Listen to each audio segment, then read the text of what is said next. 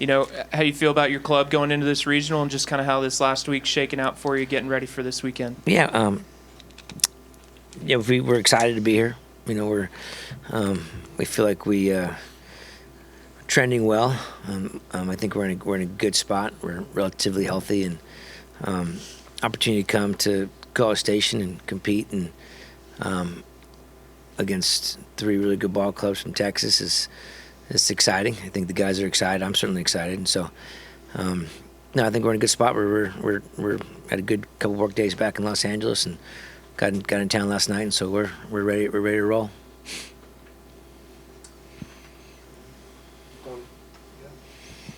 Mason, just Tony Catalina, 24/7 Sports. Just coming here to Texas and this opportunity. What's it mean for you and your guys now that you get a chance to kind of go play for a championship? Yeah, I mean, coming here freshman year and going to Great Park for 2 years, and then I mean, that's quite an experience. And then having the field this year and being able to come to this atmosphere and play these types of teams, it's kind of everything you would dream for in your college baseball experience. So it's special. The things we've done this season, all of us are proud of it, and we're happy we've done what we've been able to do. But yeah, it's definitely special to be able to come out here and play against these teams in this atmosphere. It's special. Second row on the left. Coach Mike Butel, College Baseball Central. This is the first time since 2001, 2002 that USC's been back-to-back regionals. Just talk about the importance of that for your program. Well, yeah, I think it's certainly it's a good step. It means we're trending well. I mean, these 2 guys to my left here, Kevin and Mason, they've gone through a lot. I mean, when we first got here, we were in the Pac-12 and then we were in the Big Ten, and then we didn't have a field, and we were for 2 years we've been on the road, and a lot of guys left. A lot of guys decided to exit, and these 2 guys here, they chose to stay, and certainly I'm proud of them. Their willingness to kind of go through that transition period like they've done, and we feel like we've reaped some benefits of 2 years of being on the road, having our home field, and it's still not fully complete, but it's close. But I think that it's program's moving well. The train's moving well, and again, it's because of guys like Kevin and Mason who decided to stay in it and fight through it and committed to the program, and so we're excited about the future. But we're obviously we're here now, and we're here to take care of business. And so, but we feel like we're moving in the right direction. Rob, front right. Rob Havens with Aggie Land Illustrated. Potential matchup with Texas A&M. Can I get all 3 of you guys' thoughts on the Aggies and if you face them, what do you look forward to? Well, we first year 1 we faced the Aggies in the tournament here in town in Texas. Big, physical, strong, athletic. Well coached. I know Coach early from when I was at Grand Canyon. He was assistant there at Arizona State, so I'm familiar with him. I'm familiar with the job he's done, how well he's done here. And he certainly did a great job at ASU.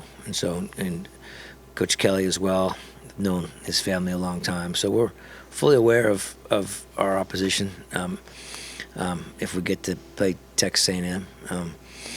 But we know it'll be a favorable crowd and for them, but that's okay. That's part of the experience as well, get on the road. And so it's going to be exciting, and we know that it's been a great program for a number of years, and physical, strong athletes will have to play. We'll have to be at our best to be on that challenge. Yeah, I think we're definitely just excited to be out here and play in front of a big crowd. We're excited for the opportunity. Obviously, we have Texas State tomorrow, so we're focused, 1 game at a time on them. But yeah, we're just really excited to play teams from Texas and show them our brand of baseball. And I think it's going to be a really competitive game. We're able to compete with the best in the country, so we're definitely excited for the opportunity, and we want to go out there and just kind of show who we are.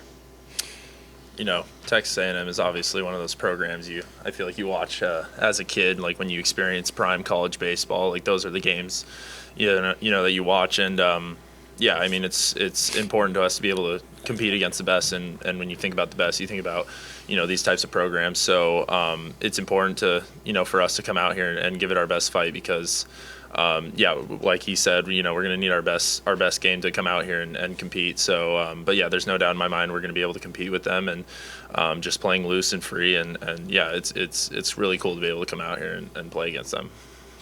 Next to you, Tony. And Rich. For Kevin and Mason, either one, both.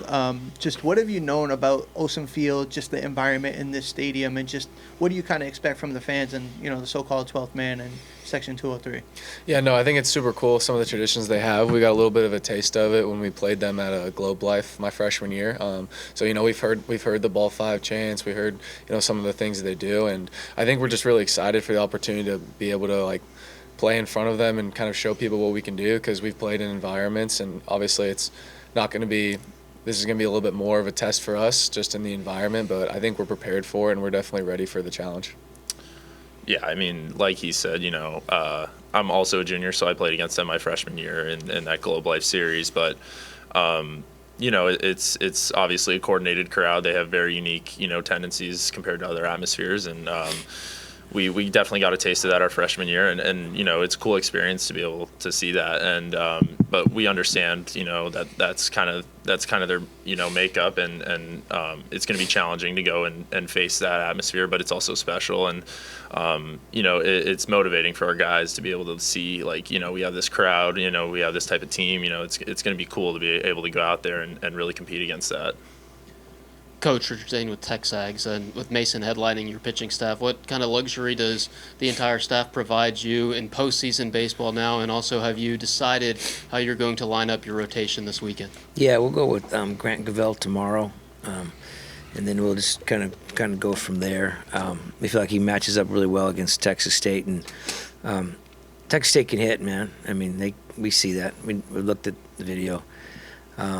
They're physical. They're strong. They're like A&M. They're two, and then Lamar is probably more like us. Just a little bit two different styles of play. And so yeah, I think that we got a nice 1-2 punch with obviously Mason and Grant, and then we've got Drew Johnson and Diego Velasquez kind of on that back end, and so we're kind of ready to maybe come out of the bullpen if we need him, or maybe start obviously if we get later in the weekend. So there's different options that we have, but we feel like the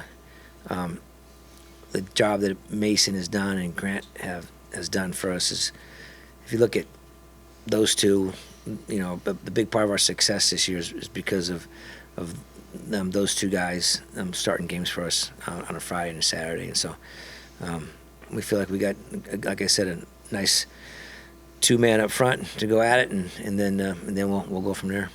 Second row on the left. Mason, Kevin, you guys talked about a little bit, the environment of playing here, but you obviously had a realistic argument to host. Is there any extra chip on your shoulder for not being selected as a regional host and having to travel on the road for the regionals? Yeah, I mean, I think I'm not sure how close we were, but I know we were kind of on, some of the front lines to, have an opportunity to host, and we didn't have it our last 2 years, obviously, but when you kind of see things like that, it really gives you kind of the retrospect of, okay, we can go out there and compete with any team in the country, and it doesn't matter if we're hosting or not. But yeah, we're not hosting, and I don't really think that matters to us as much. But it kind of just gives us more of the urge of okay, we're going to some other place. Let's go out there and show them what really we can do and why they should have maybe hosted us, or whatever the circumstances might be. But yeah, knowing that we had the good chance to host, I think it was cool. Little disappointed that we didn't, but being able to come out here and play in a regional, it's special too, and we're still motivated and ready to go. Yeah, no, I think Mason touched on it really well. I think just it shows that we're a competitive team, and as much as it would be cool to host a regional at Dado for the first time at the new field, would have been really cool. But at the same time, we have a job to do right now, and we're excited we played on the road. We have experience playing on the road, so I think we're just excited for the opportunity to go and play and compete to the best of our abilities. That's one front right, Alex. Question for Coach. I know you'd mentioned your relationship with Michael Early and Jason Kelly. I just wanted to ask if you could elaborate just what that relationship's entailed over the years, maybe professionally, as you guys have coached against one another. Well, I've known Jason Kelly's family for a long time. His uncle Pat Kelly, professional baseball with the Expos, and obviously Casey, his cousin. I recruited Casey to come to ASU when I was at ASU, and so yeah, that relationship goes back pretty good length. Yeah, just a baseball family, real good one, respected by a lot of people, the right people. So I always respect Jason, and just because it's just a baseball family. You know, we just been through the wars together and seen a lot of things, and so. And then Coach Early, obviously, when he was at ASU with Coach Smith, when I was at Grand Canyon, and just saw young up-and-comer working hard, you know, developing his hitting with his guys over there, and just not too far from where I was in Phoenix. And so just respect, you know, just did it the right way and worked hard, and, you know, just, and so it was just more of just like we played them, and they taught him how to hit really well. And so it's just, so it doesn't surprise me at all that A&M's having success. And so we know we're up against it. And like I said, we still got, you know, Lamar's good, and so is Texas State. So we got to stay on course, and we got to keep our eyes focused on who we got. And tomorrow we got Texas State, and then we'll go from there.